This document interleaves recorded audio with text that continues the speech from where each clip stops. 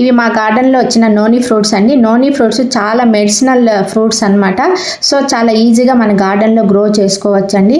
ఇది మనం జ్యూస్ చేసుకొని చాలా ఈజీగా తాగవచ్చండి. అంటే చాలామంది వగరుగా ఉంటుంది తినలేమంటూ ఉంటారు కదా. సో ఈ విధంగా మీరు కూడా జ్యూస్ చేసుకుని తాగితే ఎటువంటి ఇబ్బంది అయితే ఉండదండి.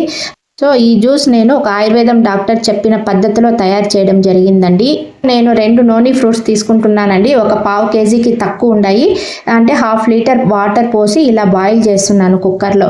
ఒక వాటర్ ఇటు అటు అయినా ఎటువంటి ప్రాబ్లం లేదండి. ఒక పావు కేజీ నోని ఫ్రూట్స్ ఉన్నా కూడా మనము 1/2 లీటర్ వాటర్ పోసి ఇలా కుక్కర్లో అవి ఉడికేటంత వరకు విజిల్స్ పెట్టడమే. ఒక 3-4 విజిల్స్ పెడితే చాలండి, బాగా మెత్తగా అయిపోతాయండి.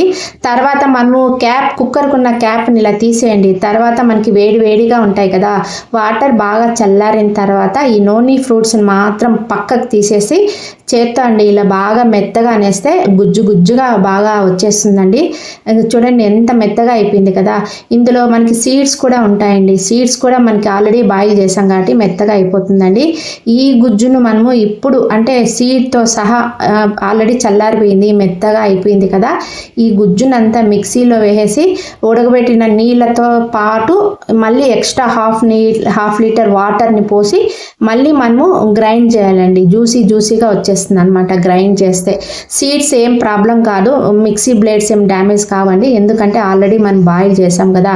సో ఈ వాటర్ అంటే ఉడకబెట్టిన వాటర్ చల్లారిన తర్వాత ఇలా మనము మిక్సీలో వేయాలండి.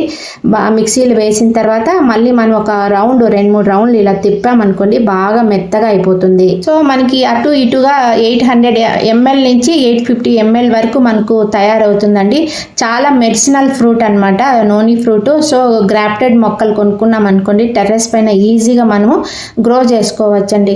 ఎంత చూడండి 2-3 రౌండ్లకే నాకు బాగా ఇలా జ్యూస్ అయితే తయారైపోయిందండి.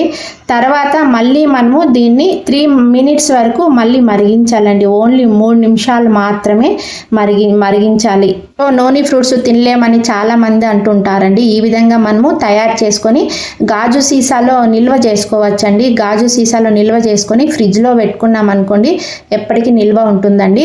మనకి టెర్రస్ పైన ఒక 3-4 కాయలు వస్తుంటాయి కదా, వచ్చిన కాయలను అలాగే మనం ఇలా ప్రాసెస్ చేసుకొని నిల్వ పెట్టుకోవచ్చండి.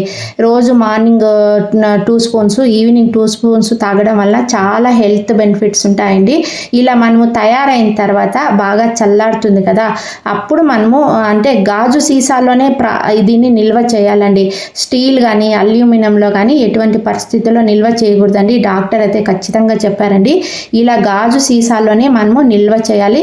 ఇలా నిబ్బు కూడా మనకి ప్లాస్టిక్కే ఉండాలండి, ఐరన్ అయితే ఉండకూడదండి. ఎందుకంటే కెమికలైజేషన్ జరుగుతుంది కాబట్టి మనకి ప్లాస్టిక్కే ఉండాలండి. నోని ఫ్రూట్ జ్యూస్ అండి. సో ప్రాసెస్ చేసి అది బాయిల్ చేసి చేశాను. చాలా మంది నోని ఫ్రూట్ తినలేము, వగరుగా ఉంటుంది, చాలా ఇన్కన్వీనియంట్ గా ఉంటుంది అని అంటుంటారు కదా. సో నేను చూపించిన అంటే ఆయుర్వేదం డాక్టర్ చెప్పిన ప్రకారం నేనైతే ఇది ప్రాసెస్ చేసి చేయడం జరిగింది. ఇలా గాజు కంటైనర్లోనే పెట్టాలండి. ఇలా పైన కూడా మనకి అల్యూమినియం కానీ స్టీల్ కానీ యూజ్ చేయకూడదు అన్నారు. తాగేటప్పుడు కానీ ఇలా గాజు గ్లాస్లోనే తాగాలని చెప్పారండి. సో ఒక గ్లాస్ వాటర్కి 2 స్పూన్స్ యాడ్ చేసుకుని తాగడమే. చాలా బాగుంటుందండి, నేను చాలా సార్లు తాగాను. సో మీకు కూడా అంటే మీ అందరికీ తెలియచేయాలనే ఉద్దేశంతో ఈ వీడియో అయితే చేయడం జరిగింది. ఇలా గాజు గ్లాస్లో ఇలా బాగా కలిపేసుకుని తాగడమే అండి. మనకి నిమ్మరసం ఉంటుంది కదా, అలా ఫ్లేవర్ ఉంటుందండి, ఎటువంటి ఇబ్బంది ఉండదు. సో చూడండి మీకు లైవ్ లోనే తాగి చూపిస్తాను.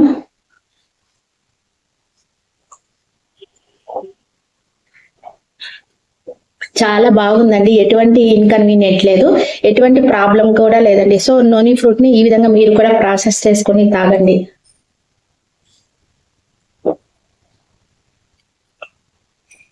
పులుపు కానీ వగురు కానీ ఏమీ లేదండి, కేవలం కొద్దిగా లైట్ గా నిమ్మరసం ఉన్నట్లుంది. ఈ వీడియో నచ్చినట్లయితే ఒక లైక్ చేయండి, షేర్ చేయండి, సబ్స్క్రైబ్ చేయండి.